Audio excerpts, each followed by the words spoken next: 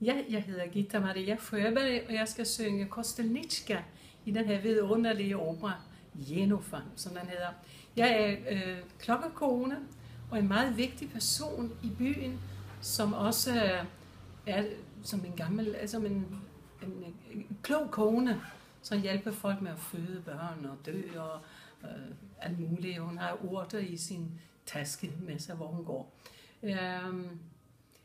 Hendes store liv handler meget om Jenofar, hendes steddatter, som hun har opdraget og lært at skrive og læse og alt. Og hun har al forhåbning på, til at Jenofar skal klare sig godt i livet og være selvstændig. Det er det handler om her.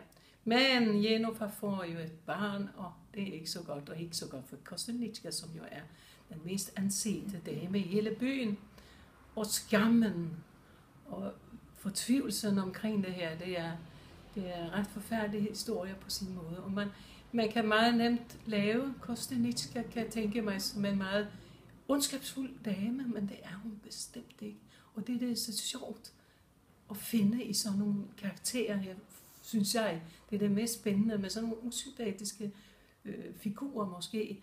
Men hvor menneskelig hun er blevet lavet, også Janáček, det er en vidunderlig opera. Det er en af mine største favoritopera, og en af mine største favoritroller også, Kostelnitska. Jeg er meget glad for at lave sådan nogle, hvor man kan den kæmpe udfoldelse og en udfordring også at lave. Jeg har jo lavet Jenofar for mange år siden, og dengang tænkte jeg, at jeg får lov til at lave Kostelnitska. Det er altså fantastisk. Jenofar er også en dejlig rolle. Janáček er ekspert i at lave mennesker på scenen. Og mennesker er jo ikke kun søde, altså, eller bare kun ondskabsfulde.